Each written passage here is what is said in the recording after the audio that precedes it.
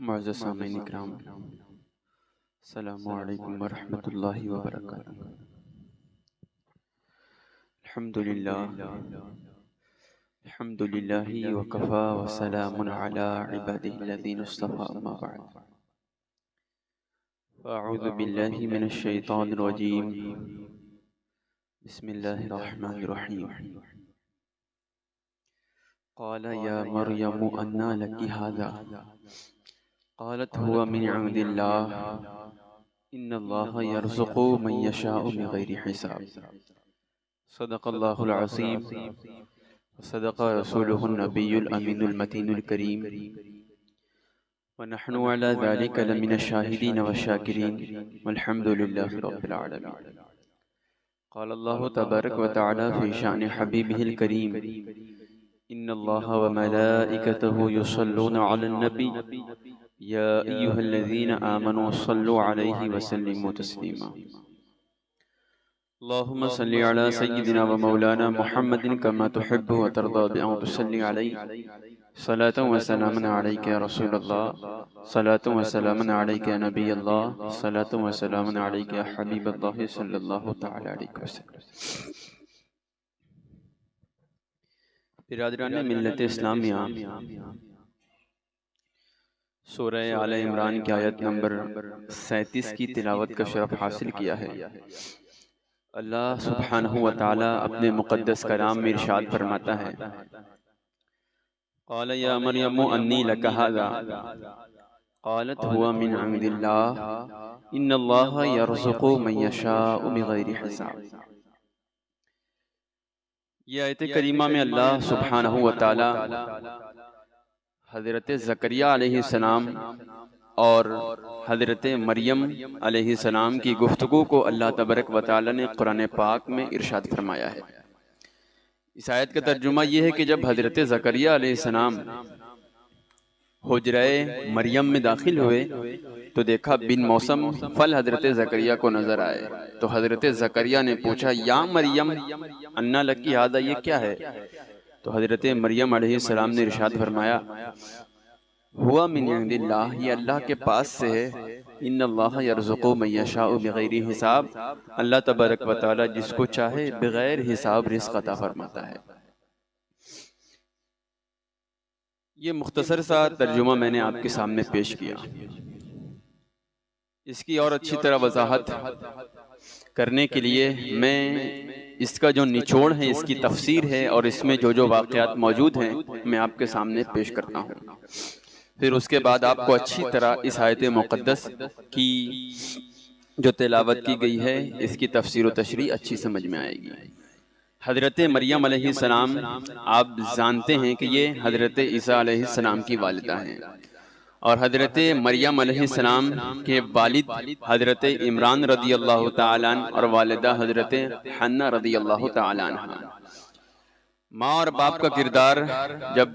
بھلا اور نیک ہوتا ہے تو اولاد، آپ نے بار بار سنی کہ اس کا اثر بیٹوں پر اولاد پر پڑتی ہے۔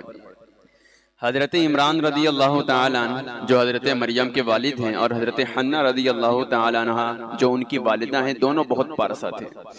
بہت ہی نیک تھے، حتیٰ کہ ان کی پارسائی کا، ان کی نیکی کا، ان کے عمل کا بنی اسرائیل جو قوم تھی ان کا بچہ ہر ایک جانتا تھا کہ حضرت عمران بڑے پابند آدمی ہیں، اللہ کی عبادت میں اور عملی معاملے میں بہت اچھی انسان ہیں، اور اسی طرح جیسے حضرت عمران کا چرچا بنی اسرائیل میں عام تھا کہ یہ بہت نیک انسان ہیں، اسی طرح حضرت حنہ رضی اللہ تعالی عنہ کا بھی چرچا بنی اسرائیل، قوم بنی اسرائیل میں یہ موجود تھا کہ ان جیسا کوئی بنی اسرائیل میں فی الوقت موجود نہیں، جیسے نیک اور اچھے بھلے انسان حضرت عمران ہیں اور حضرت حنہ رضی اللہ تعالیٰ عنہ، ایسے نیک بھلے انسان فی الوقت اس زمانے میں کوئی نہیں تھا۔ نکاح کے بعد حضرت حنہ اور حضرت عمران رضی اللہ تعالیٰ دونوں کو کوئی اولاد نہ تھی۔ حضرت عمران اور حضرت حنہ رضی اللہ تعالیٰ عنہ کوئی اولاد نہ تھی، اور بار بار حضرت حنہ رضی اللہ تعالیٰ عنہ کو اولاد کی تمنا بہت زیادہ ستاتی تھی۔ جب نعمت اللہ تبارک و تعالیٰ کسی کو دیتا ہے تو کوئی بندہ بہت زیادہ اس کی قدر کرتا ہے، اور عام یہ رواج بنا ہے جب نعمتیں حد سے زیادہ ملنے لگتی ہے تو اس کی کوئی قدر نہیں کرتا۔ نعمتیں چونکہ اولاد کی موجود نہیں تھی حضرت نہ حنا کے پاس نہ حضرت عمران کے پاس، اسی لیے اولاد کی تمنا بار بار ترسا رہی تھی۔ کسی کے پاس اولاد نہیں ہے تو پریشان ہیں، اور کچھ لوگوں کے پاس ہے تو پریشان ہیں۔ وجہ یہ ہے کہ کردار کی بات ہے۔ تو جیسا جیسا جس کا کردار ہوتا ہے وہ اپنے اور والدین کے یا اولاد کے کردار سے ہر بندہ پریشان ہوتا ہے۔ تو حضرت عمران اور حضرت حنا بار بار دعا کرتے تھے کہ مولا کوئی اولاد عطا کر تاکہ اس اولاد کی دیکھنے سے ہماری آنکھیں ٹھنڈی ہو جائے۔ اور ایک دن کا اسی طرح واقعہ تھا کہ حضرت حنا رضی اللہ تعالیٰ نے اسی طرح اپنے گھر کے صحن میں ٹہل لیتی دیکھا ایک پرندہ اور دوسرے پرندے، دو پرندے اپنے بچوں کے درمیان موجود تھے کہ بار بار اولاد کی تمنا کی دعا، اور اس منظر کو دیکھنے کی وجہ سے حضرت حنا کی زبان سے پھر نکلا مولا تو ان پرندوں کو اولاد دیتا ہے،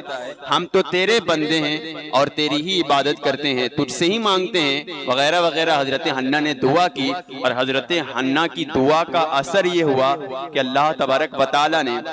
حضرت حنا کو حاملہ فرمایا، یعنی حضرت عمران رضی اللہ تعالی عنہ، حضرت عمران رضی اللہ تعالی عنہ، حضرت حنا رضی اللہ تعالی عنہ ایک اولاد پیدا ہوئی۔ اور زمانے نے اپنے ماتھے کی نگاہوں سے دیکھا کہ جب حضرت حنا رضی اللہ تعالی عنہ حاملہ تھی تو چونکہ خوشی کا اظہار اتنا زیادہ تھا، اتنا زیادہ خوش تھی، حضرت حنا کے حاملہ کے درمیان ہی پیٹ میں بچہ تھا، اسی درمیان حضرت حنا رضی اللہ تعالی عنہ جو حضرت مریم کی والدہ ہے ایک نظر مانی، اور یہ نظر مانی کہ مولا میرے بطن سے جو اولاد پیدا ہوگی میں اس کو تیری راہ میں وقف کرتی ہوں، اور میں اسے بیت المقدس کی خدمت کے لیے مامور کر دوں گی۔ اور وہ بیت المقدس جسے آج مسجد اقصی کے نام سے جانا جاتا ہے، یہی وجہ ہے کہ مسجد اقصی یہ فلسطین کی سرزمین انبیاء کا مسکن رہا ہے، اسی لیے مجاہدین یوں ہی اس پر جائیں نہیں لٹاتے، اس لیے کہ وہ جو منسلک ہے وہ انبیاء سے منسلک ہے، اولیاء سے منسلک ہے، صحابہ سے منسلک ہے۔ یہی وجہ ہے کہ ہر دور میں وہ فلسطین کی سرزمین اور مسجد اقصی بہت بابرکت اور قبلہ اولی کے نام سے جانا جاتا ہے۔ تو حضرت حنا رضی اللہ تعالیٰ عنہ نے یہ نظر مانی، اور یہ واقعہ کوئی ادھر ادھر سے نہیں، آپ سورہ نساء اٹھا کر پڑھیں، سورہ آل عمران اٹھا کر پڑھیں، اور اسی طرح سورہ مریم اٹھا کر پڑھیں، تفسیر کی جتنی کتب ہیں ان میں اٹھا کے پڑھیں تو آپ کو تمام چیزوں کا ذکر موجود ملے گا۔ تاریخ کی کتاب میں ایسا ہوتا ہے کہ بہت سے تاریخی کتابیں ٹکراتی ہیں قرآن و حدیث سے، لیکن قرآن کو کون جھٹلا سکتا ہے؟ یہ پورا واقعہ قرآن کی تفاسیر میں موجود ہے اور آیت کریمہ میں موجود ہے۔ تو یہ نظر مانی حضرت حنا نے کہ میں خوشی اتنی زیادہ تھی نعمت کی کہ میں حاملہ ہوں، اب جو اولاد پیدا ہوگی میں اللہ تیرے راستے میں اس کو چھوڑ دوں گی، اور اسے مسجد اقصی کی خدمت کے لیے وقف کر دوں گی، اسے چھوڑ دوں گی۔ یہ تمنا اور یہ نظر مانی کہ حاملہ کے درمیان ہی جو حمل کے دوران ہی حضرت عمران رضی اللہ تعالی عنہ کا انتقال ہو گیا، یعنی ابھی بچہ پیدا بھی نہ ہوا کہ حضرت عمران کا انتقال ہو گیا۔ پھر اس کے کچھ دن کے بعد حضرت حنا رضی اللہ تعالی عنہ کے بطن سے لڑکی پیدا ہوئی، اور وہ حضرت مریم کی شکل میں۔ جیسے ہی لڑکی پیدا ہوئی خوشی تو بہت زیادہ تھی، لیکن جو نظر مانی تھی کہ میں تیری راہ میں اسے وقف کر دوں گی اور مسجد اقصی کی حفاظت بیت المقدس کی حفاظت کے لیے اس کو صرف کر دوں گی، اب لڑکی پیدا ہوئی ہے، بھلا کوئی لڑکی مسجد اقصی کی حفاظت اور اس کی خدمت بیت المقدس کی خدمت کیسے کر سکتی ہے؟ حالانکہ یہ کام تو لڑکوں کا ہوتا ہے، یہ لڑکی کیسے خدمت کرے گی؟ لیکن اللہ تبارک و تعالی نے قرآن پاک میں ارشاد فرمایا، اے حنا تو افسوس نہ کر، بلکہ یہ مریم وہ مریم ہے کہ عام لڑکے تو بہت زیادہ لڑکیوں سے زیادہ تو لڑکوں کو فضیلت ہوتی ہے، لڑکے تو عورتوں پر قائم مقام ہوتے ہیں، لیکن یہ وہ لڑکی ہے کہ اس کو لڑکوں سے بھی زیادہ فضیلت ہے، وہ کام جو لڑکے نہ کر سکیں گے وہ کام یہ کر دکھائے گی۔ اللہ تبارک و تعالیٰ نے حضرت حنا کو حوصلہ دیا، کہا غم کرنے کی ضرورت نہیں، تو نے جو نظر مانی ہے اپنی نظر پر رہے، اور حضرت مریم علیہ السلام کو حضرت حنا نے وقف کیا، اور وقف کرنے کا انداز بھی قرآن پاک آگے ارشاد فرماتے ہیں چونکہ کوئی لڑکی تو بیت المقدس کی خادمہ بن نہیں سکتی، اسی لیے اللہ تبارک و تعالی نے حضرت زکریہ علیہ السلام کو حکم فرمایا کہ یہ آپ کے سرپرست رہ جائیں۔ حضرت زکریہ علیہ السلام یہ حضرت مریم کے خالو ہیں، یعنی جو حضرت مریم کی ماں ہیں حضرت حنا، ان کی بہن سے حضرت زکریہ کا نکاح ہوا تھا۔ تو یہ زکریہ، حضرت زکریہ علیہ السلام جو اللہ کے نبی ہیں، یہ حضرت مریم کی خالو ہیں۔ اور جب حضرت عمران کے انتقال کے بعد جو بڑا سایہ حضرت زکریہ علیہ السلام کا خدمت کا، حضرت زکریہ علیہ السلام چونکہ بہت زیادہ ضعیف تھے، اسی لیے حضرت مریم علیہ السلام کو اپنی کفالت میں یعنی اپنی نگرانی میں حضرت مریم علیہ السلام کو لیا، اور بیت المقدس کے ہی ایک سائڈ حضرت مریم رضی اللہ تعالی عنہا کا ایک حجرہ بنایا، اور حضرت زکریہ علیہ السلام نے وہ حجرہ حضرت مریم کو عطا فرمایا۔ چونکہ جو بیت المقدس کے بہت سارے خادم ایسے ہی موجود تھے، جو خدمت کرنے والے بیت المقدس کے تھے، بہت سارے لوگ 4-5 موجود تھے، تو جب قرعہ اندازی کا وقت آیا کہ اب خدمت کون کرے گا بیت المقدس سے، چونکہ کوئی لڑکی تو کر نہیں سکتی، تو قرعہ اندازی کے لیے ان کا جو بنی اسرائیل قوم کا قرعہ کرنے کا ایک انداز تھا کہ دریا میں اپنی اپنی پرچی ڈالتے، یا کچھ بھی طریقہ جو ان کا تھا، تو دریا کے اندر سے کسی ایک شخص کا نام ظاہر ہوتا۔ تو جو پہلے ہی سے خدمت کرنے والے تھے بیت المقدس کے تھے، وہ بڑی فضیلت کا کام تھا خدمت کرنا مقدس کی، تو انہوں نے بھی اپنے اپنے نام کا پرچہ ڈالا، اور حضرت زکریہ علیہ السلام نے بھی اپنے نام کا پرچہ دریا میں ڈالا، اور 3 مرتبہ ڈالنے کے بعد تینوں بار حضرت زکریہ علیہ السلام کا نام اوپر کی طرف آیا۔ چنانچہ جو خادم تھے بیت المقدس کے، وہ سمجھ گئے کہ حضرت زکریہ تو ایسے ہی اللہ کے نبی ہیں، اور یہی ایسے ہی پارسا ہے، اور نبی تو ایسے ہی معصوم ہوتا ہے، چونکہ یہ خدمت انہی کو حوالے کر دیا جائے، اور یہ بیت المقدس کی چابی اور ان کا سارا کام ان کے حوالے کر دیا جائے۔ اب سارا کام بیت المقدس کا حضرت زکریہ علیہ السلام کے ہاتھ میں آیا، اور اس طرح سے حضرت زکریہ علیہ السلام نے حضرت مریم کو دیا، اور حضرت مریم علیہ السلام کا اسی جگہ حجرہ بیت المقدس کے کنارے موجود تھا۔ اب وہی حجرے میں حضرت مریم علیہ السلام موجود تھی، اور حضرت مریم کا کردار، حضرت مریم کی پاک دامنی، حضرت مریم وہ ایسی پارسا ہے کہ جن کا ذکر اللہ تبارک و تعالی نے قرآن پاک میں بھی فرمایا ہے، یعنی ایسی پاک دامنہ خاتون، یعنی شب و روز اللہ تبارک و تعالی کی عبادت میں مصروف رہا کرتی تھی، اور دن رات حضرت مریم علیہ السلام جو بیت المقدس کے بغل میں آپ کا چھوٹا حجرہ تھا، اسی حجرے میں حضرت مریم علیہ السلام رات و دن رہتی تھی، چونکہ والدہ تو ایسے ہی وقف کر دیا تھا اللہ کی بارگاہ میں، دن رات، دن کے موقع پر وہی اپنے حجرے میں رہتی تھی، اور جب رات ہوتی تو آپ اپنے خالہ کے یہاں چلی جاتی، اور دن کے وقت واپس وہیں اکیلی رہتی، اور اس حجرے میں کوئی بھی مرد داخل نہیں ہو پاتا تھا۔ تو ایک دن ایسا ہوا کہ حضرت زکریہ علیہ السلام جب کوئی ضرورت پیش آتی تو حضرت زکریہ علیہ السلام حضرت مریم کے حجرے میں داخل ہوتے، کسی ضرورت سے 4-5 منٹ کے لیے آتے، پھر واپس چلے جاتے، اور جب آتے دیکھتے حضرت مریم علیہ السلام عبادت الہی میں مصروف ہیں، اسی مشغول ہیں۔ تو ایک دن ایسا ہوا کہ یہ پاک دامنی اور حضرت مریم کی کرامت کا اظہار بھی اس بات سے ہوتا ہے جو قرآن کی نص سے ثابت ہے۔ حضرت زکریہ علیہ السلام داخل ہوئے حجرہ مریم میں، اندر داخل ہوئے، اور کسی ضرورت سے آئے تھے، جب ضرورت پوری ہو گئی دیکھا حضرت مریم علیہ السلام کے کنارے ایک بن موسم پھل نظر آ رہے ہیں، یعنی جس پھل کا دن نہیں ہے وہ پھل موجود ہیں حضرت مریم کے حجرے میں۔ حالانکہ حضرت مریم کا حجرہ وہ حجرہ تھا کہ پھل آنا تو دور کی بات، یہاں ایک آدمی بھی تانک جھانک نہیں کرتا، ایک آدمی بھی اندر داخل نہیں ہوتا، اور بن موسم پھل، یہ بات دماغ میں حضرت زکریہ علیہ السلام کے نہیں آ رہی تھی۔ اور آج بھی اگر آپ دیکھیں گے، آج تو مشینوں سے ہر دور میں ہر پھل ہر سیزن کا آ جاتا ہے، لیکن جو اصلی پھل ہوتا ہے دیسی، وہ ہر موسم کے پھل میں وہی موجود ہوتا ہے۔ تو اس زمانے میں بھی یوں سمجھ لے کہ 1800 سال پہلے بھی، حضرت 1800 2000 سال پہلے کی بھی پہلے، چونکہ عیسوی سن تو حضرت عیسیٰ علیہ السلام سے منسوب ہے، اس سے بھی پہلے حضرت مریم علیہ السلام کے زمانے میں جب داخل ہوئے دیکھا بن موسم پھل، یعنی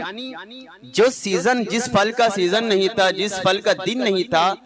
اس کے علاوہ وہ پھل نظر آ رہے ہیں۔ تو حضرت مریم سے حضرت زکریہ نے پوچھا، قرآن نے اس واقعے کا ذکر اس طرح فرمایا، جب حضرت زکریہ زکریا نے پوچھا جس آیت کی تلاوت کا شرف حاصل کیا ہے، قال یا مریم انی لک ھذا، اے مریم، تعجب کے ساتھ پوچھا اے مریم،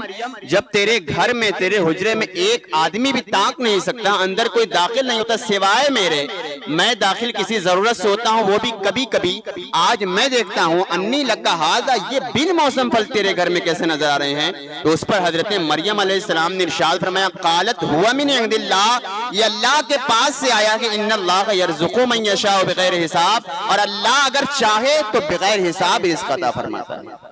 تو اس میں حضرت زکریا نے حضرت مریم کی اس کرامت کو دیکھا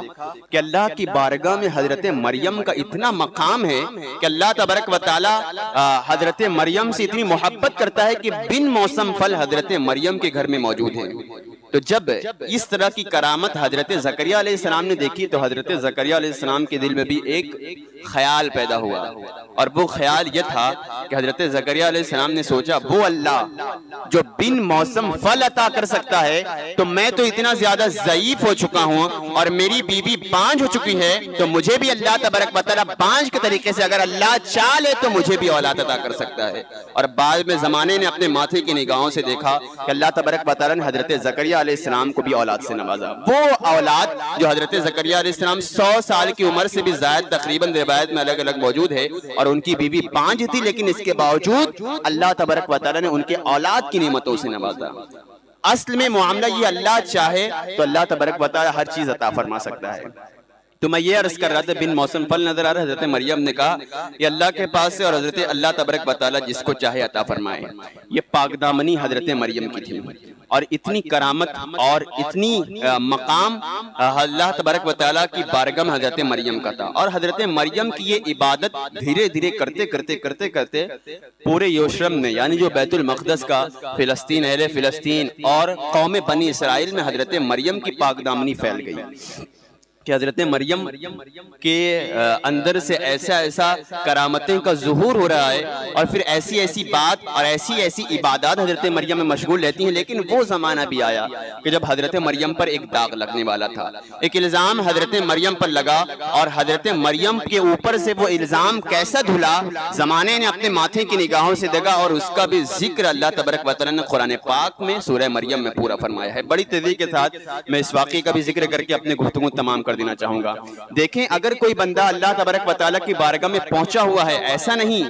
کہ اگر کوئی بہت عبادت گزار ہے، کوئی بہت نمازیں پڑھتا ہے اور تو اس کے اوپر مصیبتیں نہیں آتی، ایسا بالکل نہیں۔ عام طور پر ہمارے سماج سوسائٹی میں یہ لوگ کہتے ہیں یار تو نماز پڑھتا ہے لیکن تیرے ساتھ ایسا کیوں ہوا،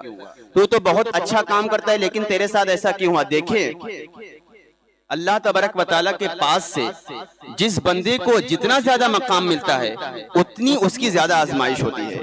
یعنی ایسا نہیں کہ نمازیں پڑھنے کی وجہ سے اس کے اوپر مصیبتیں نہیں آئیں، یہ کوئی کانسیپٹ ہی نہیں ہے۔ اللہ تبارک و تعالیٰ کی بارگاہ میں جتنا مقام بلند ہوگا، آزمائشیں اتنی زیادہ بڑھتی جائیں گی۔ آپ اللہ کے رسول صلی اللہ علیہ وسلم کو دیکھیں، اللہ کے سب سے چہیتے اور سب سے لاڈلے اور آخری خاتم النبیون ہیں، محبوب کہہ کر اللہ تبارک و تعالیٰ نے پکارا، لیکن طائف کی سرزمین پر مکے والوں نے اور کیسا آپ کے ساتھ سلوک کیا۔ تو یہ کانسیپٹ اور یہ نظریہ اور یہ جذبہ آپ چھوڑیں کہ ہم نمازیں پڑھیں گے تو اللہ کچھ، ہاں، نمازیں پڑھنے کا اثر اور اس کی برکتیں آپ کو ضرور حاصل ہوں گی، اس کی وجہ سے آپ کو رزق میں اضافہ ضرور ہوگا، کئی مرتبہ آپ کو بلاؤں سے دور رہنے کا موقع ملے گا، لیکن یہ آپ سوچیں کہ ہم فلاں کام کریں تو مصیبتیں ہمارے اوپر نہیں آئیں، ایسا نہیں ہوتا۔ اگر آزمائش ہوئے تو وہ ضرور آپ کے ساتھ آئیں گی۔ تو یہ حضرت مریم تھی، اتنی نیک تھی، لیکن اسی حجرہ مبارکہ میں حضرت مریم کے حضرت جبریل علیہ السلام حاضر ہو گئے۔ حضرت جبریل علیہ السلام انسانی شکل و صورت میں جیسے ہی حضرت مریم کے سامنے آئے تو حضرت مریم نے فوراً اللہ کی پناہ مانگی، اے انسان تو میرے پاس سے دور ہو جا اگر تجھے اللہ کا کچھ بھی خوف ہے۔ وہ حضرت مریم کا حجرہ کہ جس میں کوئی ایک انسان تاک بھی نہیں سکتا، سوائے حضرت زکریا ضعیف شخص کے کوئی بھی اندر داخل نہیں ہوتا تھا، لیکن جیسے ہی انسان کو دیکھا اپنے کمرے میں، حضرت مریم نے فوراً اللہ کی پناہ مانگی اور کہا، اے بندے اگر تیرے اندر اللہ کا کچھ بھی خوف ہے تو تو دور ہو جا۔ آنے والے شخص نے کہا اے مریم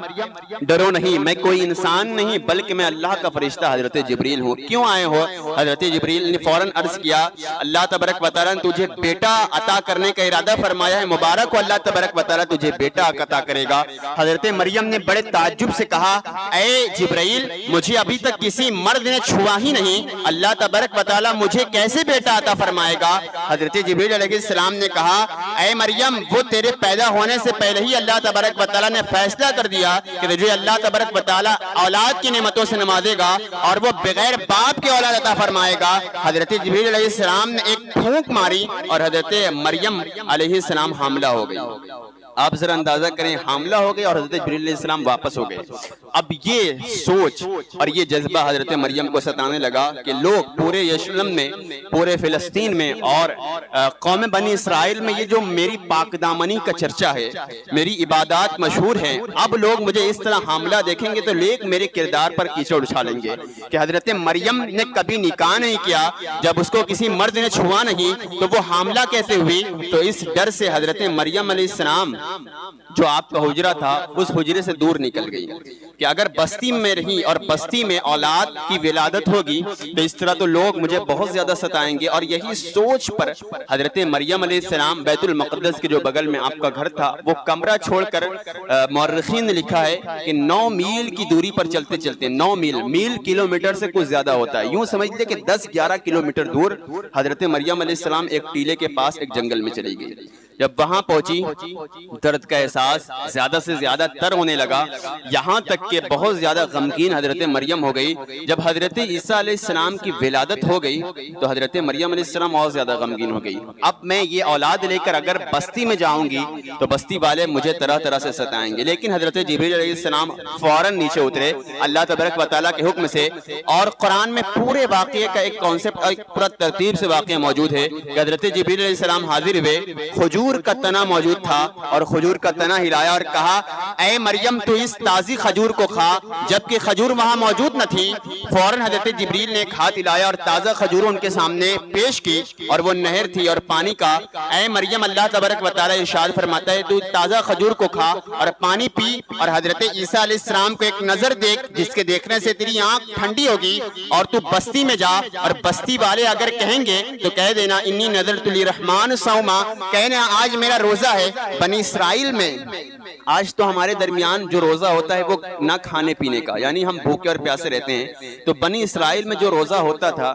وہ خاموش رہنے کا بھی ایک روزہ ہوتا تھا، وہ بھی عبادت میں ہوتا، یعنی بالکل بندہ خاموش رہتا، کوئی زبان کوئی کلام نہ کرتا۔ اور خاموش رہنا بھی رسول پاک صلی اللہ علیہ وسلم کی حدیث سے اور فقہائے کرام سے ثابت ہے کہ خاموش رہنا بھی عبادت ہے۔ کیوں؟ وجہ یہ ہے کہ جب بندہ بولتا ہے، بہت زیادہ بولتا ہے، کوئی بات کرتا ہے تو زبان سے گالی گلوچ، بعض مرتبہ جھوٹ، بعض مرتبہ غیبت، چغل خوری، اس طرح کے الفاظ نکلتے رہیں گے۔ اگر بندہ خاموش رہے گا تو اس طرح کے الفاظ نہیں نکلیں گے تو عبادت میں شمار ہوگا۔ تو حضرت مریم سے اللہ تبارک و تعالیٰ نے کہا گود میں حضرت عیسیٰ علیہ السلام کو لے کر بستی میں چلے جاؤ، اور اگر کوئی شخص کہہ دے گا تو کہنا انی نذرت للرحمن صوما، کہ آج میں نے اللہ تبارک و تعالیٰ کے لیے نذر مانی ہے، آج میرا روزہ ہے، کوئی مجھ سے بات نہ کرے۔ اور اگر کوئی پوچھے گا تو اس بچے کی طرف اشارہ کرنا۔ چنانچہ حضرت مریم علیہ السلام بالکل مطمئن ہو گئی اور اطمینان میں اللہ تبارک و تعالیٰ کی طرف بھروسہ کرتے ہوئے گود میں حضرت عیسیٰ علیہ السلام کو لیا اور اسی طرح بستی کی طرف چلی گئی۔ جیسے ہی فلسطین کی مقام پر شہر میں داخل ہوئی، چاروں طرف سے لوگوں نے گھیرا اور تانا دینا شروع کیا، یا ابو کی امرأ سو، یا اخت ہارون، اے ہارون کی بہن تیرا باپ ایسا نہیں تھا، تیری والدہ ایسی نہیں تھی، اے ہارون کی بہن تیرا بھائی ایسا نہیں تھا، اے مریم تو نے کس کے ساتھ منہ کالا کرا ہے معاذ اللہ، اور یہ تو نے کیا کر دیا، یہ بچہ کہاں پیدا ہوا؟ حضرت مریم نے وہی کہا جو اللہ نے ان کو سکھایا تھا، انی نذرت للرحمن صوما، آج مجھ سے کوئی بات نہ کرے، میرا روزہ ہے، اور اگر کوئی بات کرنا ہے اشارے سے سمجھایا اس بچے سے کوئی بات کرے۔ سارے بستی والوں نے تانا دینا شروع کیا، اے مریم کیا تو بہانہ بنا رہی ہے، یہ بچہ بھلا کیسے بول سکتا ہے؟ اللہ تبارک و تعالی شاہد ہے، قرآن کی روایت موجود ہے کہ حضرت عیسیٰ علیہ السلام بولے انی انا عبداللہ آتانی الکتاب وجعلنی وجعلنی نبیا، حضرت عیسیٰ علیہ السلام اسی طرح گود میں بلند آواز سے بولیں انی انا عبداللہ، میں اللہ کا بندہ ہوں، اللہ کا نبی ہوں، اللہ تبارک و تعالیٰ نے مجھے کتاب لے کر دنیا میں مبعوث فرمایا ہے اور میں انجیل کی تعلیم لے کر حاضر ہوا ہوں۔ جب حضرت عیسیٰ علیہ السلام کی اس گفتگو نے ان بستی والوں نے سنا تو خاموش ہو گئے، اور وہ داغ جو حضرت مریم علیہ السلام پر لگنے والا تھا اللہ تبارک و تعالیٰ نے ایسا دھو ڈالا کہ وہ داغ دھلنے کے ساتھ ساتھ حضرت مریم کی عظمت میں اور زیادہ اضافہ ہو گیا۔ پھر اس کے بعد دھیرے دھیرے حضرت عیسیٰ علیہ السلام بڑے ہوتے گئے اور اللہ تبارک و تعالیٰ نے ان کو 4 بڑے معجزے عطا فرمائے تھے۔ مثال کے طور پر مردے کو زندہ کرنا، اور بار بار آپ نے سنا مردے کو زندہ کرنا، جو پیدائشی اندھا ہوتا اس کو شفا دینا اللہ کی عطا سے، اور جو سفید داغ والا ہوتا جو گنجا ہوتا اس کو شفا عطا کرنا۔ تو حضرت مریم کی عظمت میں اس طرح اضافہ ہوتے ہوتے حضرت عیسیٰ علیہ السلام کے ان معجزوں کو دیکھ کر کچھ سارے لوگ بھٹک گئے۔ بھٹکنے کی وجہ یہ تھی کہ جب کوئی شخص عقیدت میں یعنی محبت میں حد سے زیادہ تجاوز کر جاتا ہے تو وہ پھر پھٹکتا ہے۔ یعنی وہ سمجھ رہے تھے کہ ہم حضرت عیسیٰ علیہ السلام کی محبت میں بہت زیادہ عقیدت میں ہم بڑھ رہے ہیں، لیکن عقیدت میں وہ اتنے زیادہ بھٹکے کہ کوئی معاذ اللہ ان کو اللہ کہنے لگا، کوئی تثلیث کا قائل ہوا، کوئی اللہ کا بیٹا کہنے پر کہنے لگا، اور کوئی معاذ اللہ حضرت مریم کو اللہ کی بیوی معاذ اللہ بنا کر رکھ دیا۔ تو عقیدت میں جب حد سے زیادہ تجاوز ہو جاتا ہے تو بندہ مبالغائی سے کام لیتا ہے، اور پھر کیسے بھٹکتا ہے وہ بندہ خود نہیں سمجھ پاتا۔ آج بھی بہت سارے ایسے لوگ ہیں، آپ دیکھیں کہ پیر پرستی کے چکر میں، میں پیروں کا مخالف تو نہیں ہوں، لیکن پیر پرستی میں، عقیدت میں، محبت میں لوگ اتنا زیادہ مبالغہ کرتے ہیں کہ وہ یہ نظریہ بنا چکے ہیں میرا پیر جیسا کسی کا پیر نہیں، اور ہوتا یہ ہے کہ وہ یہ نظریہ بنا چکے ہیں کہ جیسا میرا پیر ہے باقی تمام سید زادے یا غیر سید تمام میرے پیر کے آگے کوئی اوقات، اس کی کوئی حیثیت نہیں، یہ نظریہ ہے۔ حالانکہ پیر کوئی بھی ہو، سید زادہ کوئی بھی ہو، عالم کوئی بھی ہو، اگر وہ مصطفیٰ یعنی رحمت کا غلام ہے تو وہ ہمارے سروں کا تاج ہے۔ تو میں یہ کہہ رہا تھا